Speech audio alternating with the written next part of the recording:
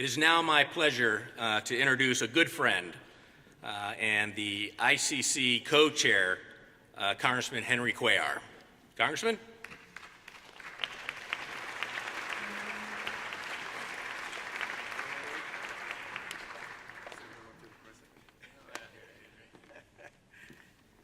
Thank you again, and good evening to all of y'all. And again, it's a pleasure being here with John and Connie. These two gentlemen, one of the finest members of Congress that I had the pleasure of working with both of them. And certainly I want to thank the International Conservation Caucus Foundation and my fellow co-chairs, of course, Representative Royce, Fortenberry, and McCollum also for the work that they do, and all the members. You know, in today's time right now, where it's so partisan, and we see how people don't get along, it's always a pleasure being with the ICCF because this is a very unique caucus. It's a very unique organization where we actually sit down as Democrats and Republicans to pass legislation, to make things happen. And again, this is something that if we had more members in Congress like the ones that are part of the ICCF, I think we could get so many other things done by working together. So again, it's a pleasure, and if you are familiar with the bipartisan work, and I'm sure that Jeff Fortenberry and some of the other leaders, something that Jeff Fortenberry, myself, Chairman Royce, and other members like Engel, we all got together and passed the bipartisan legislation called the Delta Act. And again, this is one that is bipartisan. We got together, we went and looked at the Africa's critical Akawanga River Basin and said, what do we need to do to make sure that we protect this? And again, in a very bipartisan way, we got together and we got this passed, and we're looking forward to making sure that we get this done.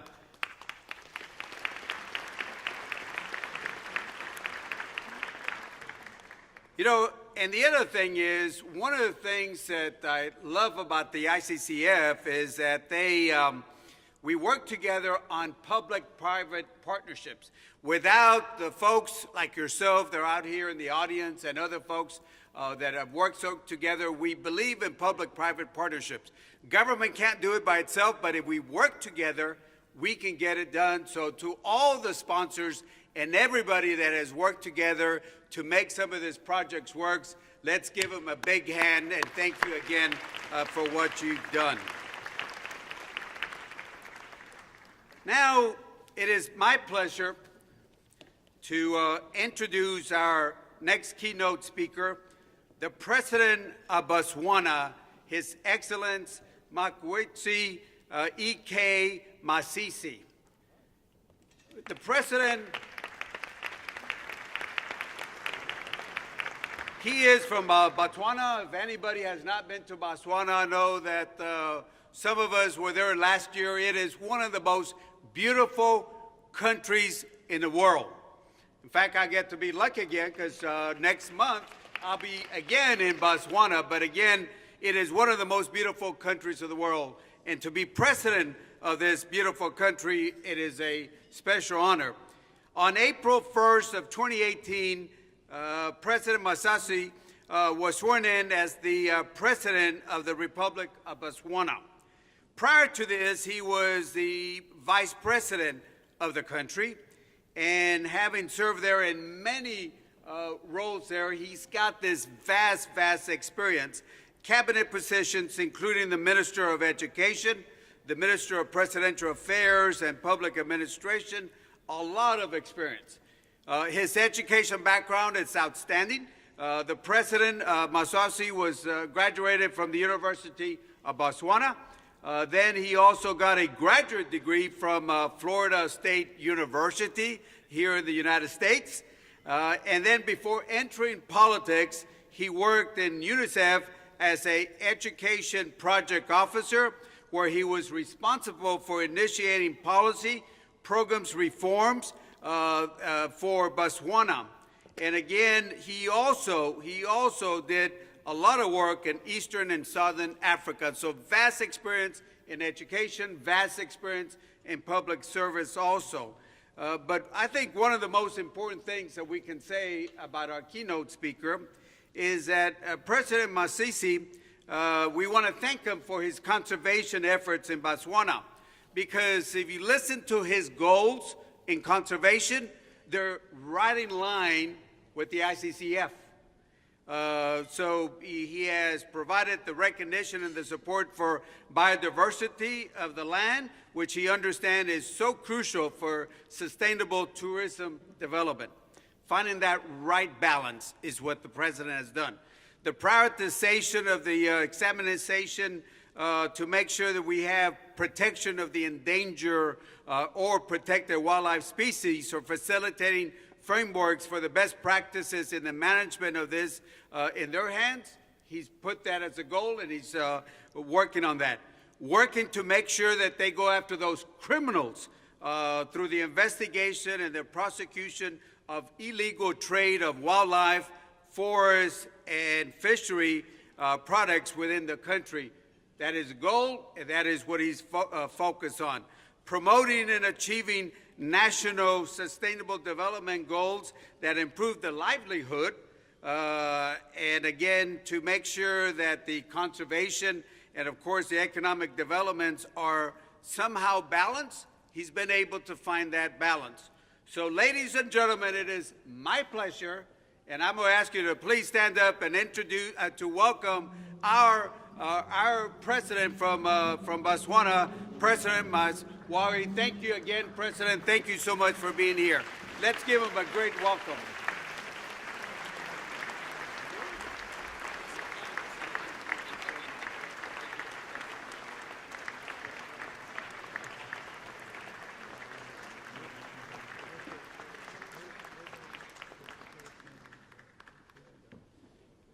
Thank you very much. Directors of ceremony and my good Texan friend, the senator who's been so generous in his introduction of myself. Representatives of Senate and the House in our midst, President of ICCF, John Gant, and Chairman of the Board, the Botswana Conservation Parliamentary Caucus, and other members, the Minister of International Affairs and Cooperation of Botswana, Your Excellencies, heads of diplomatic missions, members of the media, distinguished guests, ladies and gentlemen, a very good evening. It is a profound honor and my pleasure to have been invited to participate at this very auspicious occasion. It is indeed heartening to be amongst so many distinguished conservation enthusiasts who are committed to the preservation of the world's flora and fauna and its sustainable management for the benefit of current and future generations of mankind. The government and people of Botswana have historically had and continue to have a deeply rooted culture and tradition of conserving our natural heritage and coexisting with nature. From time immemorial, our traditional norms and values have been anchored on coexistence with nature, sustainable management, and exploitation of our natural environment has in the past been ensured by local communities through their practices, and it is now reinforced by modern laws and policies on conservation. As such, it does not come as a surprise that to date, our country remains one of those that are truly one with nature. In that regard, Botswana has approximately 42% of her land mass designated as parks, reserves, and wildlife management areas, or WMAs for short. Yeah, 42%.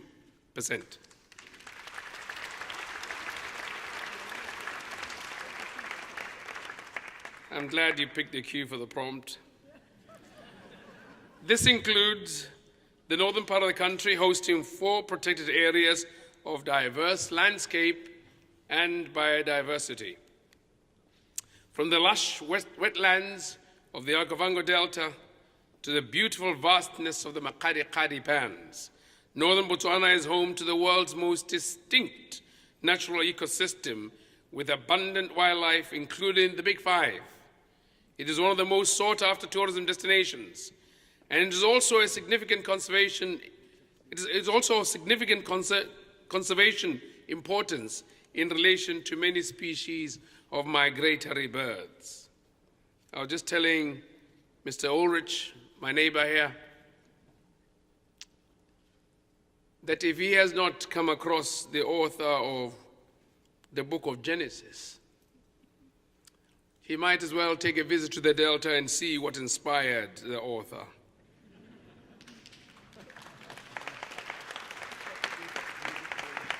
Because our Delta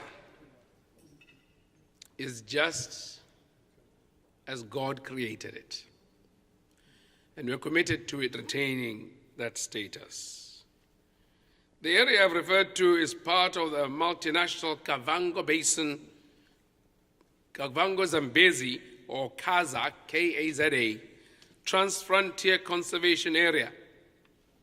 And the acronym for that is TFCA, the largest wildlife preservation area in the world. It incorporates the world's largest Ramsar site, the Okavango Delta, and the Victoria Falls, one of the 7 natural wonders of the world. And a bit of trivia you might not know. Flowing into the Delta is nothing but fresh water from the highlands of Angola. A whopping 11.3 billion cubic liters of fresh water drains out into a desert and forms an oasis like you will never see anywhere in the world. We have also witnessed in recent years the resurgence of the Butete River after a dry spell which lasted over a decade and a half. This has enabled the migration of animals between the Makgadikgadi National Park and the Chobe National Park, an important seasonal habitat that was part of a migratory system historically rivaling the Serengeti in East Africa. Ladies and gentlemen, it is worth noting that Botswana's conservation efforts are largely guided by the Wildlife Conservation Policy of 1986. This outlines national parks and game reserves areas where preservationist approaches are practiced. It also states that areas surrounding protected areas in the form of wildlife management areas should be primarily for the sustainable use of wildlife, including hunting and tourism.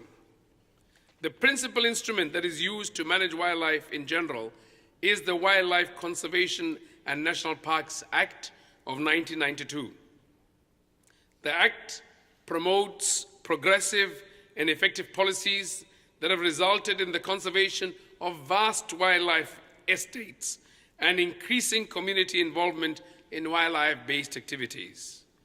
This approach of allowing a blend of protection and sustainable use has been successful in covering wildlife populations and conserving them in Botswana. To date, Botswana is home to several species which are globally threatened, such as the cheetah and the wild dog. Efforts to bring back the white rhino from the brink of extinction have also been successful, with rhinos having been reintroduced to the wild, where they are now thriving. Ladies and gentlemen, in 2014, Botswana suspended the consumptive utilization of wildlife across the country, with the exception of game ranches. This was in response to declines in the population of some wildlife species. These population declines did not include elephants and a number of species of antelopes such as impala. Botswana is also home to the largest elephant population in the world. With the renaissance of the historical conservation areas I mentioned earlier comes the issue of human-wildlife conflict, which has increased significantly in the last few years. Botswana's elephant population remains key to the future survival of the species throughout much of its African range. Botswana is committed to implementing the Sustainable Development Goals, in particular, goal number 15, with reference to biodiversity, conservation, and the objective of combating poaching and trafficking in protected species, as well as the promotion of sustainable livelihoods. The African elephant range states, including Botswana, are working to address elephant conservation through the implementation of the Africa Elephant Action Plan, AEAP, which was approved by CITES, COP15 in Doha, Qatar in 2010. The African Elephant Fund was also set up in 2010 to enable the implementation of the action plan. To date, disappointingly, the fund has only raised approximately $3 million, which is only a fraction of the estimated $100 million required. Botswana has so far received $35,000 to monitor elephants roaming outside their traditional range. Meanwhile, the increasing expansion of the elephant range southwards and westwards from their core areas has resulted in increasing encroachment into areas of human settlement, resulting in human-wildlife conflict. Efforts are underway to mitigate this situation by dedicating increasingly scarce resources to provide additional water points, as well as to actively drive elephants away from conflict with humans around their settlements.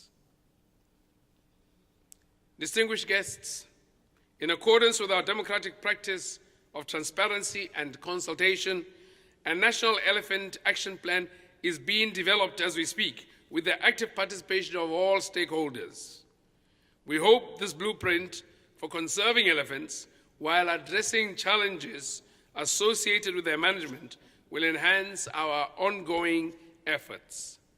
Similarly, through the Elephant Protection Initiative, or the EPI, efforts are underway to mobilize additional resources for the implementation of the conservation plan. I am pleased that a growing number of countries have expressed an interest in joining the EPI. Intergovernmental organizations and non-governmental organizations are also rendering invaluable support, which is needed for the success of this initiative. Distinguished guests, I hope these conservation efforts demonstrate the importance and value we attach to our natural heritage, as well as our unwavering commitment to preserve it as a source of livelihood for our people and as a common heritage for the international community. As a result, tourism has emerged as a major contributor to our economy and to job creation. As a labor-intensive service industry, it contributed immensely towards job creation for youth, for women, and rural communities in general. It also has numerous linkages with other sectors, such as agriculture, an economic activity on which most of our rural population depend for their livelihood. The potential of the tourism sector can and will be harnessed through strengthening the sector's linkages with related activities such as infrastructure development, ground transport and aviation, agriculture, entertainment, and handicrafts. It is critical that we redouble our efforts in diversifying the tourism product to ensure maximum benefit for investors and our people. Ladies and gentlemen, the wide-ranging efforts and investments made by the government and the people of Botswana in the area of conservation and tourism development are indicative of our commitment to the sustainable growth of the sector, to ensure stability and to promote inclusion of local communities. Please be assured that, like my four predecessors, some of whom I've had the privilege to serve with, I remain deeply committed to the protection of Botswana's gains and achievements in the field of conservation. Allow me to share with you a detail of the management of our flora and fauna, which unfortunately has found its way into some recent inaccurate media reports alleging a rise in elephant poaching in Botswana and attributing it to an alleged withdrawal of weapons from a Department of Wildlife and National Parks anti-poaching unit.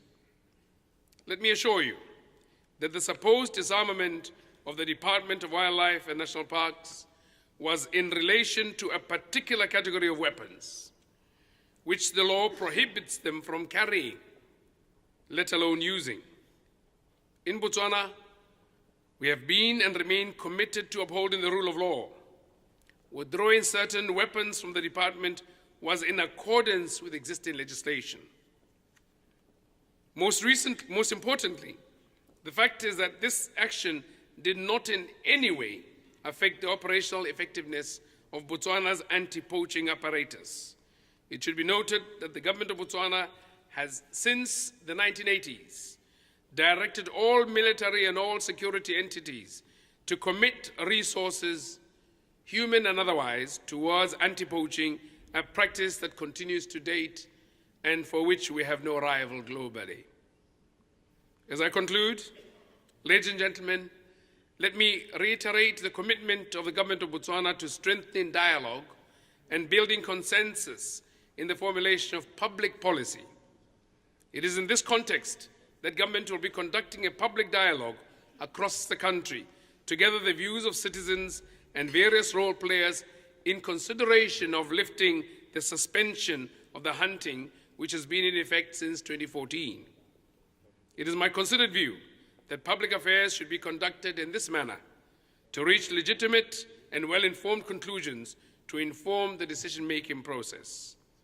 Last but not least, let me reaffirm on behalf of the government and the people of Botswana, and indeed on my own behalf, our unwavering commitment to the conservation ethos.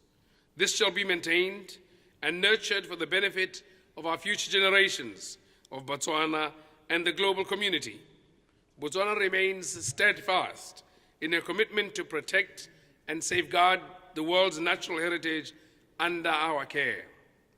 I encourage and I welcome you to visit Botswana 24/7, and I assure you of an unforgettable and spectacular safari experience with countless elephants.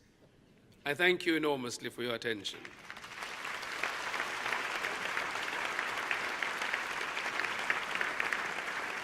And as I end, I'd like to leave an impression with you, but repose it with the chairman of the ICCF, a gift from the people of Botswana to ICCF, from also the delegation that I lead from Botswana, comprising of at least 5 members of parliament, from whom these great majestic elephants occupy their constituencies.